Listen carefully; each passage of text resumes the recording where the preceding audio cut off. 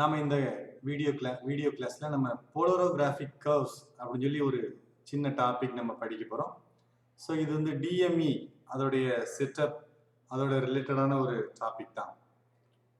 Suppose an external EMF is applied to the cell charged with a dilute oxygen-free solution of CdCl2 and the current voltage curve obtained is as shown in the following figure. இப்போ நம்ம டிஎம்இல dropping mercury எலக்ட்ரோட்ல நம்ம oxygen இல்லாம நம்ம nitrogen gas அனுப்பி நம்ம என்ன செய்ய போறோம் பண்ணணும்னு சொல்லி சொல்லும்போது அந்த செட்டப்ல நம்ம வந்து கேட்மியம் குளோரைடுங்கிற ஒரு கெமிக்கலை எடுத்து அதில் கேட்மியம் எப்போ உடையும், கேட்மியம் எப்படி ரெடியூஸ் ஆகுது, அதில் லிமிட்டிங் கரண்ட் என்ன, ஹாஃப் வேவ் பொட்டன்ஷியல் என்ன, ரெசிடியூவல் கரண்ட் என்னன்னு சொல்லி நம்ம ஸ்டடி பண்ண முடியும். ஸோ கேட்மியம் குளோரைடில் உள்ள கெமிக்கல் ரியாக்ஷனை நம்ம இந்த டிஎம்இல போட்டு பார்க்கணும்.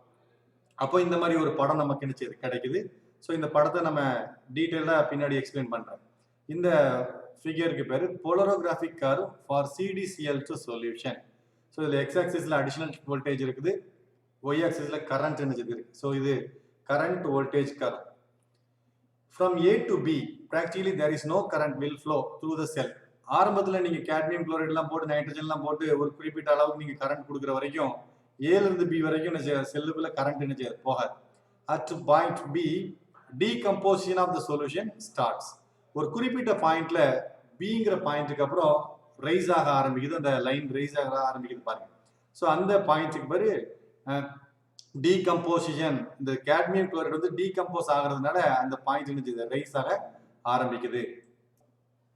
ஸோ அந்த பாயிண்ட்டுக்கு பேரு decomposition potential. Here the potential of the indicator electrode that is DME becomes equal to the decomposition potential of the cadmium.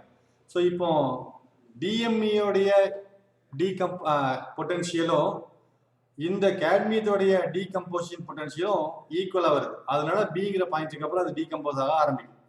So the current suddenly begins to increase and the following reaction takes place at DME. அப்போ dropping mercury எலக்ட்ரோட்ல என்ன reaction நடக்குது அப்படின்னா, cadmium chloride அது வந்து Cd2+ இருக்கும், அது 2 எலக்ட்ரான்ஸை எடுத்துக்கிட்டு கேட்மியமா reduce ஆக ஆரம்பிக்குது.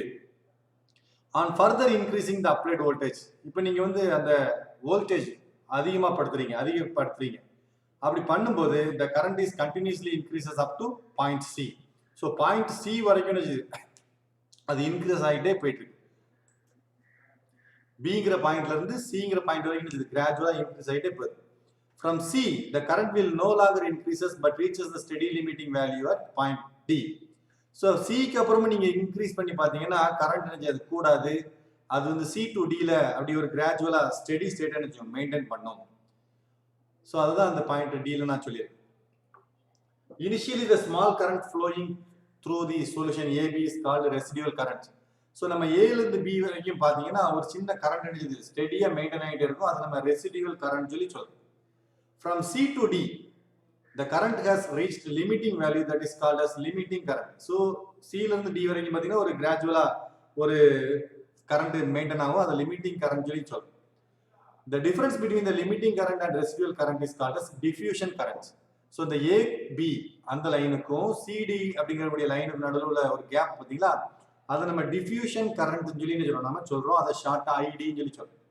The potential at the points on the current voltage curve where the current is equal to 1/2 of the diffusion current is called as half wave potential, that is E off. இப்போ இந்த பில இருந்து C வரைக்கும் ஒரு line போட்டுருக்கோம் பார்த்தீங்களா, அதுல எக்ஸாக்டா நீங்க நடுவு சென்டரை நீங்க மெஷர் பண்ணி பார்க்கணும். எக்ஸாக்டா நடுவு சென்டரை நீங்க மெஷர் பண்ணி பார்த்தீங்கன்னா அதுதான் half wave potential, that is also denoted as E half. The rising portion of the curve is known as wave. இப்போ நம்ம வந்து கோடு ஒரு ஏல இருந்து பி வரைக்கும் ஒரு நேர்கோடு, பில இருந்து சி வரைக்கும் ஒரு நேர்கோடு, சில இருந்து டி வரைக்கும் ஒரு நேர்கோடு போட்டுக்கோம்ல, அது ஆக்சுவலா நீங்க போலரோகிராம்ல நேர்கோடு மாதிரி பார்க்க முடியாது. இந்த லெஃப்ட்ல போட்டிருக்க மாதிரி ஒரு வேவ் மாதிரி இருந்துச்சுல நீங்க பார்க்கலாம். ஒரு கடல்ல ஒரு அலை எழும்புனா எப்படி இருக்குமோ அதை மாதிரி இருந்துச்சு, ஒரு வேவ் மாதிரி இருக்கு. ஸோ இது நம்ம வந்து இந்த மாதிரி கர்வ்ஸ் நம்ம வேவ் சொல்லி சொல்றோம். The number of waves present in a current voltage curve will be equal to the number of different metal ions present in the solution. இப்போ நாம படிச்சுட்டு இருக்கிற இந்த கிராஃப்ல பாத்தீங்கன்னா கேட்மியம் குளோரைடுங்கிற ஒரே ஒரு மெட்டல் அயான் மட்டும் தான் எனக்கு இருக்குது. அதனால ஒரு ரெசிடியூவல் கரண்ட், ஒரு டிஃப்யூஷன் கரண்ட், ஒரு லிமிட்டிங் கரண்ட் சொல்லி ஒரு வேவ் நீங்க பார்க்கலாம். ஒருவேளை நீங்க 2 மெட்டல்ஸ் நீங்க போட்டிருந்தீங்கன்னா சொல்யூஷன்ல 2 வேவ் ஃபார்ம் ஆகும். 5 மெட்டல் போட்டிருந்தீங்கன்னா 5 வேவ் ஃபார்ம் ஆகும். அதை நான் எக்ஸாம்பிள பின்னாடி காட்டுறேன். The figure shows the current voltage curve for the solution containing the mixture of some metal ions. இப்போ நம்ம பார்க்க போறது நிறைய மெட்டல் அயான்ஸோட மிக்சர் நம்ம நினைச்சு பார்க்க போறோம். ஒரே பீக்கருக்குள்ள copper, bismuth, lead, cadmium, zinc இதெல்லாம் போட்டு நம்ம ஒரே ரன்ல ஸ்டடி பண்ணி எடுத்தோம்னா அந்த போலரோகிராம ஸ்டடி பண்ணி பார்த்தோம்னா ஒரே போலரோகிராம்ல இவ்வளவு வேவ்ஸ் எனர்ஜியும் இருக்கும். ஸோ அதுல காப்பர் எது, பிஸ்மத் எது, லெட் எது, கேட்மியம் எது, ஜிங்க் எதுன்னு சொல்லி நம்ம ஏற்கனவே ரெஃபரன்ஸ்ல நம்ம வச்சு அதை நம்ம கண்டுபிடிச்சு இதுல போட்டிருக்கோம். The nature and approximate quantities of these metal ions can be determined by a single run. ஒரு தடவை ஆன் பண்ணீங்கன்னா இந்த 5 எனர்ஜியும் ஒரே மேப்ல வந்துரும். From the diffusion current, the concentration of residual ions can be determined. So the diffusion current வச்சுக்கிட்டு எவ்வளவு கான்சென்ட்ரேஷன்ல மெட்டல் அயான் உள்ள இருக்குன்னு சொல்லி நம்ம பார்க்கலாம். From half wave potential, the qualitative identification of unknown substance present in the solution can also be determined. So இந்த கிராஃப்ல இந்த மாதிரி போலரோகிராம்ல வச்சு நீங்க ஏதாவது அன்னோன் காம்பவுண்ட் கூட நினைச்சலாம் கண்டுபிடிக்க முடியும். என்ன மெட்டல் எவ்வளவு கான்சென்ட்ரேஷன்ல இருக்குலாம் நீங்க கண்டுபிடிக்கலாம். இப்போ ஒரு 2 சின்ன டெஃபினிஷன் மாதிரி பார்க்க போறோம். ஒன்னு diffusion current. The difference between the limiting current and the residual current also gives diffusion current. இதை நம்ம ஏற்கனவே சொல்லிட்டோம். கிராஃப்ல நான் போட்டு காட்டினேன். இப்போ டிஃப்யூஷன் கரண்ட்னா என்ன? Limiting current minus residual current is called as diffusion current. இது நம்ம ஏற்கனவே போன வீடியோல பார்த்தோம். இல்கோவிக் ஈக்குவேஷன் சொல்லி போட்டு ID equal to 607 n d power 1/2 c m power 2/3 t power 1/6 சொல்லி நம்ம ஒரு ஈக்குவேஷன் படிச்சோம். ஸோ இதே ஈக்குவேஷன் தான் மறுபடியும் சொல்லி அதுல என்ன ஐடினா என்ன, என்னன்னா என்ன, டினா என்னன்னு சொல்லி மறுபடியும் அதுல சொல்லியிருக்கு. When all the other factors remain constant, the diffusion current is directly proportional to the concentration of electrometal ion present in the solution. So இதுவும் நம்ம யாருமே பார்த்தோம். ஐடி எதை பொறுத்து இருக்கும்? எல்லா பேராமீட்டர்ஸும் கான்ஸ்டன்டா இருந்துச்சுன்னா அது கான்சென்ட்ரேஷனை பொறுத்து தான் இருக்கும் நம்ம பார்த்தோம்.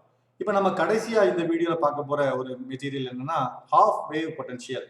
The potential at the points on the current voltage curve where the current is equal to 1/2 of the diffusion current is called as half wave potential.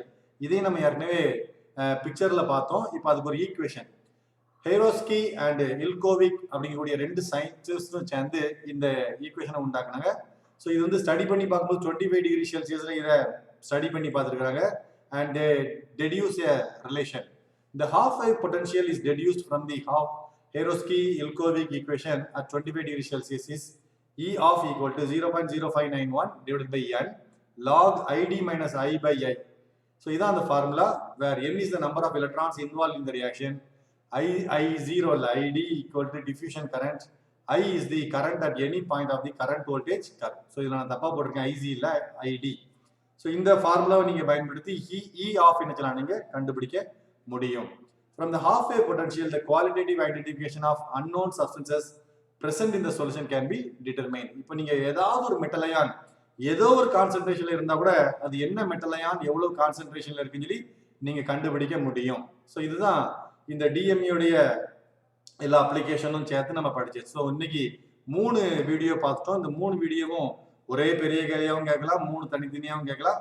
So இது 2 இடம் பாருங்க, ஃப்ரெண்ட்ஸோட டிஸ்கஸ் பண்ணுங்க. நம்ம நாளையோட கிளாஸை முடிச்சிருவோம். நாளைக்கு ஒரு 3 வீடியோ போட்டு நம்ம கிளாஸை நாளையோட முடிப்போம். தேங்க்யூ. God bless you.